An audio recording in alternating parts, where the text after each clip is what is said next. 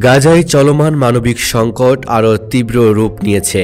ভারী বৃষ্টিপাত ও নিকটবর্তী নদীর পানি বেড়ে যাওয়ার কারণে অনেক আশ্রয়কেন্দ্র ডুবে গেছে, যা ফিলিস্তিনিদের জীবনকে একেবারে বিপর্যস্ত করে দিয়েছে।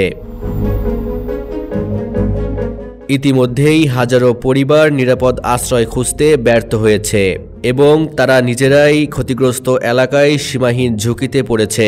স্থানীয় প্রশাসন এবং মানবিক সংস্থাগুলি এই পরিস্থিতি মোকাবেলায় ব্যর্থ হওয়ার আগে দ্রুত পদক্ষেপ নেওয়ার চেষ্টা করছে। আশ্রয় কেন্দ্রগুলোতে থাকা মানুষদের মধ্যে আতঙ্ক ও অসহায়তার ছাপ স্পষ্ট। অনেকেই জানিয়েছেন সেখানে পানি ঢুকে যাওয়ায় খাদ্য, পরিষ্কার পানি এবং চিকিৎসা সামগ্রীর তীব্র অভাব দেখা দিয়েছে।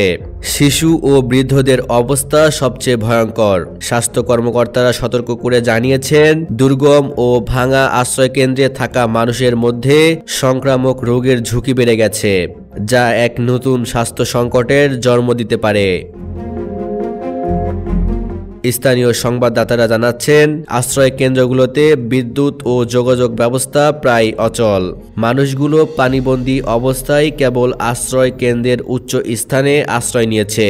জাতিসংঘ ও অন্যান্য স্বেচ্ছাসেবী সংস্থাগুলি জরুরি খাদ্য, পানি, ঔষধ এবং অস্থায়ী আশ্রয়ের জন্য প্রস্তুত রয়েছে।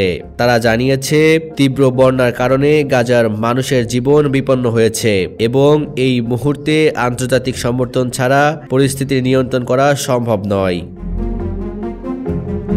ফিলিস্তিনি কর্তৃপক্ষ এবং আন্তর্জাতিক সংগঠনগুলো আশ্বস্ত করেছেন যত দ্রুত সম্ভব ডুবে থাকা এলাকা থেকে মানুষদের সরিয়ে নিরাপদ স্থানে স্থানান্তর করা হবে। তবে বিশেষজ্ঞরা সতর্ক করেছেন বন্যার পানি যদি আরও বৃদ্ধি পায় তবে আরও বেশি মানুষ বিপদে পড়তে পারে এবং ত্রাণ কার্যক্রমও জটিল হয়ে যাবে। সাম্প্রতিক এই পরিস্থিতি গাজার ইতিমধ্যেই সংকটাপূর্ণ মানবিক অবস্থা আরও খারাপ করেছে। স্বাস্থ্য, খাদ্য এবং নিরাপত্তার সমস্যা একসঙ্গে বিরাজ করছে। স্থানীয় প্রশাসন, আন্তর্জাতিক সংস্থা এবং স্বেচ্ছাসেবী দলগুলো একযোগে কাজ করছে যাতে মানুষের জীবন রক্ষা করা সম্ভব হয়।